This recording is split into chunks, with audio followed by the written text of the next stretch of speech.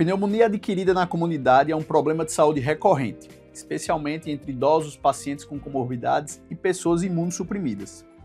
Mas você sabe reconhecer os principais sintomas e quais decisões realmente mudam a conduta no paciente?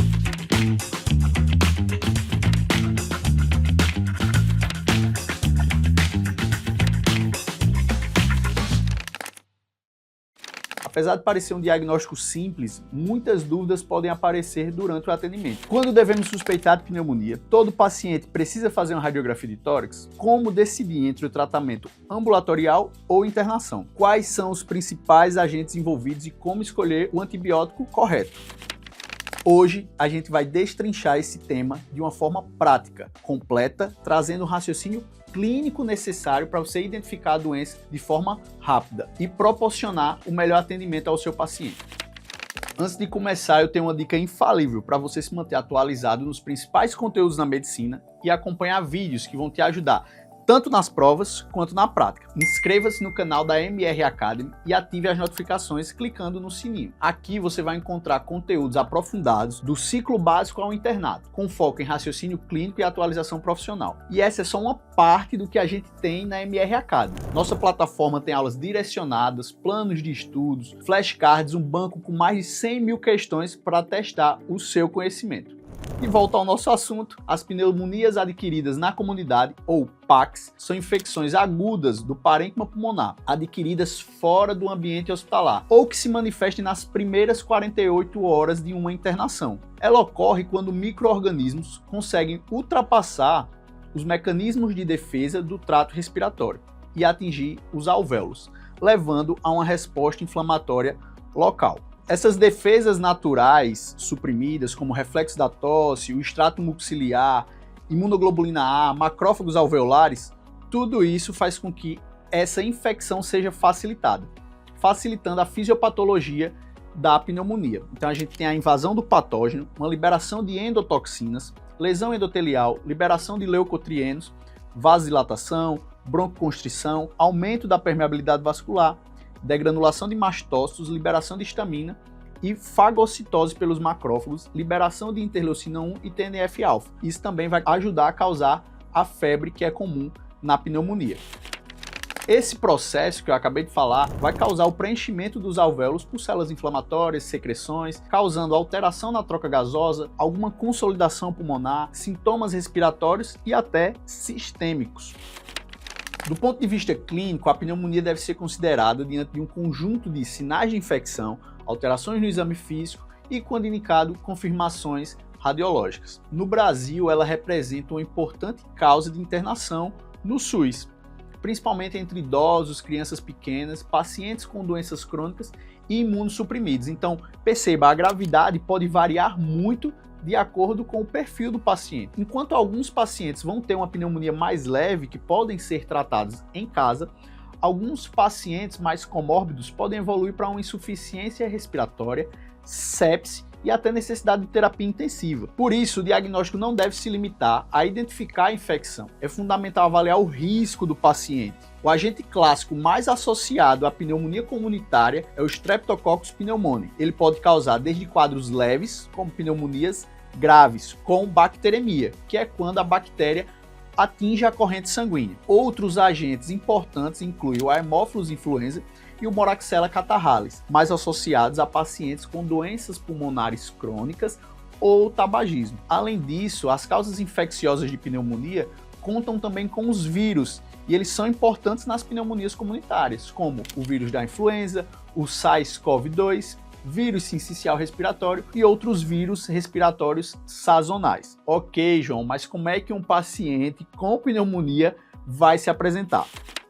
Os sinais clássicos incluem tosse, expectoração, dispneia, dor torácica, febre, calafrios, fadiga, mal-estar. Em idosos, a conversa muda um pouquinho, a febre pode ficar de lado e a pneumonia, ao invés da febre, vai causar confusão mental, queda do estado funcional, piora no quadro de doenças prévias. Na prática clínica, o diagnóstico não vai depender de um achado isolado, o paciente não vai chegar com pneumonia escrito na testa. Você vai precisar juntar o histórico do paciente, as comorbidades, o exame físico, o que é que ele relata para você, para confirmar a sua suspeita e avaliar a gravidade.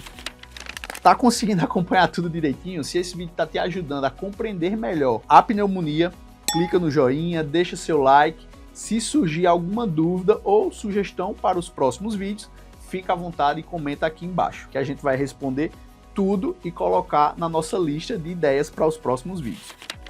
Agora, vamos imaginar uma situação comum no pronto atendimento.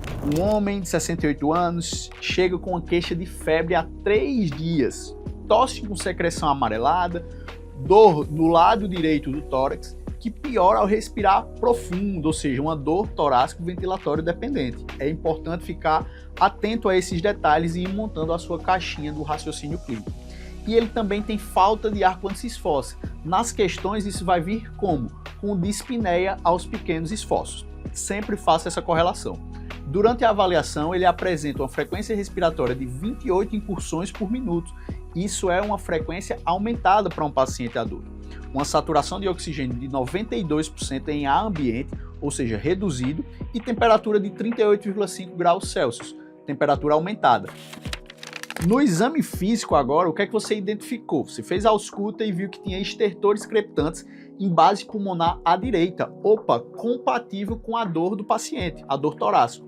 Aumento do frêmito tóraco-vocal, você vai colocar suas mãozinhas e vai pedir para o paciente falar 33. Se tiver aumento do frêmito, significa alguma consolidação pulmonar ou alguma alteração da semiologia fisiológica. Então, diante desse quadro, qual deve ser o raciocínio? Já fizemos alguns pontos de análise, mas vamos observar que esse paciente tem alguns sintomas que são compatíveis com infecção do trato respiratório inferior, como febre, tosse com expectoração, dor torácico ventilatório dependente, dispneia. Além disso, existem achados no exame físico que sugerem consolidação. Nesse momento, a principal hipótese diagnóstica é uma pneumonia adquirida na comunidade. Mas calma aí, vou fazer um adendo. Lá no começo do vídeo eu falei que existia a pneumonia adquirida na comunidade, que ela poderia ser até 48 horas de uma internação hospitalar.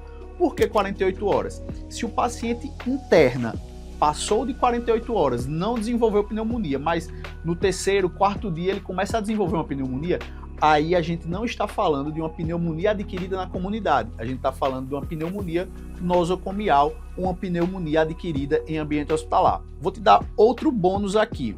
Se esse paciente adquire uma pneumonia internado, mas ele está em ventilação mecânica, é uma pneumonia hospitalar associado a uma ventilação mecânica.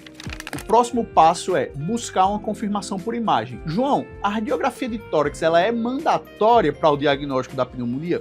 Não, o diagnóstico é clínico. Porém, algumas diretrizes americanas, como a IDSA, estão recomendando que se utilize a radiografia de tórax, diferente das diretrizes britânicas que dizem que a radiografia deve ser utilizada em pacientes internados. Na prática, o que é o indicado? Se o paciente tem quadros claros de uma pneumonia, o paciente está bem, não está instável, você pode abrir mão da radiografia. Mas se é um paciente um pouco mais complicado, um pouco comórbido, você tem à disposição a radiografia, está tudo nos conformes ali que uma radiografia vai te ajudar a esclarecer o diagnóstico, elucidar algumas complicações, como um derrame pleural, então faz a radiografia. Mas vamos voltar ao caso. Nessa radiografia de tórax do paciente que a gente está falando, o que é que foi demonstrado? Uma opacidade localizada no lobo inferior direito, compatível com a consolidação. Lembra que no exame físico a gente já estava pensando nisso, alteração na ausculta com estertores, alteração do frêmito tóraco-vocal, e aí a radiografia confirmou. Beleza? Com essas informações a gente já consegue confirmar o diagnóstico de pneumonia comunitária. E aqui um acréscimo curto. Exames laboratoriais não são rotina, tá? Outro adendo prático é que culturas de escarro, hemoculturas, antígenos urinários não são exames que você deve pedir no seu dia a dia. Reserva esse portfólio de exames para casos graves ou com risco de germes multiresistentes, como um estáfilo resistente à meticilina, o MRSA, ou pseudomonas. Em época de circulação viral, o teste para influenza é recomendado. E hoje em dia, muito comum também ser feito o teste do Covid. Mas existe um ponto fundamental. Diagnosticar pneumonia não é o ponto-chave do seu trabalho. Você tem que avaliar se esse paciente vai ser tratado em casa, tratado de forma hospitalar ou tratado numa terapia intensiva. Nesse caso, ele apresenta uma idade acima de 65 anos, que é aquela tabelinha lá do CURB-65. Agora, só um parênteses, vamos falar um pouquinho do CURB-65. O C é de confusão mental. Se esse paciente tem confusão mental, ele marca um ponto. O U é de ureia acima de 50, marca mais um ponto.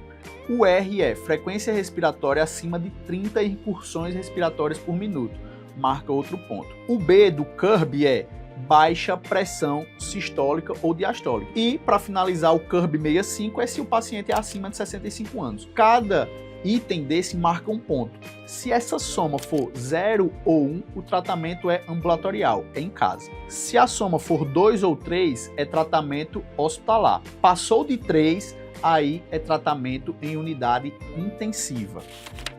Agora vamos voltar para a escolha do antibiótico. No paciente ambulatorial, previamente rígido, com CURB-65 dentro da normalidade, a primeira escolha é a amoxicilina em dose plena, ou doxiciclina. O macrolídeo isolado, como a azitromicina, perdeu espaço por conta da resistência do pneumococo.